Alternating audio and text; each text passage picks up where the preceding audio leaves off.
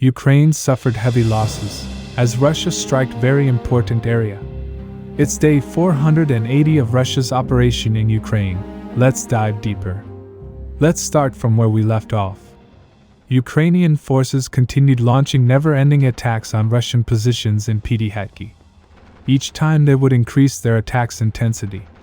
As a result, Russian forces were forced to retreat from the village towards Suriyak. And Ukrainian forces were successful in capturing Avdiivka. But soon biggest tragedy would strike on Ukrainian armed forces. After capturing the village, Ukrainian forces brought in a large amount of manpower from their strategic reserve. They were planning to launch a massive attack on Suriyak. But according to the sources, Russian forces launched more than 100 TOS missiles on the village. Sources say it was a massacre. Even top commanders with many years of experience could not understand what happened.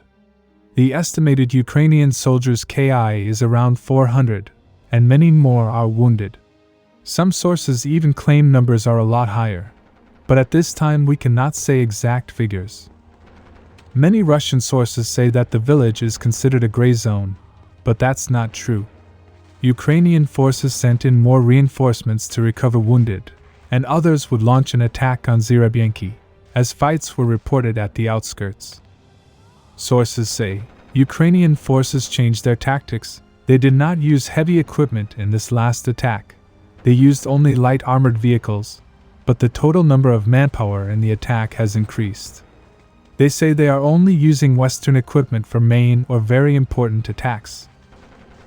Now moving to south of Orikhiv, Ukrainian forces have launched many attacks towards Russian positions of varying intensity, but among them one attack stood out.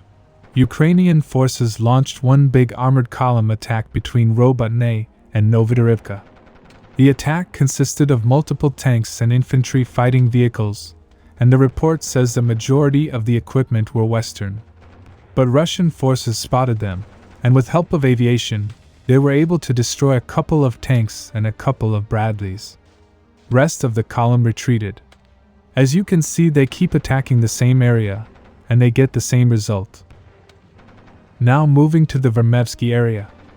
Ukrainian forces are attacking all the usual areas, but recently they launched an attack on this road.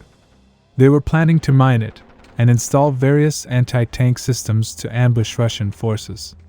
But Russian positions discovered them, and as a result they were forced to retreat. Now moving to Avdiivka.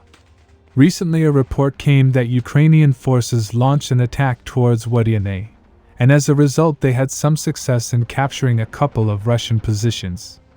But no major changes were reported. Subscribe for more frontline updates.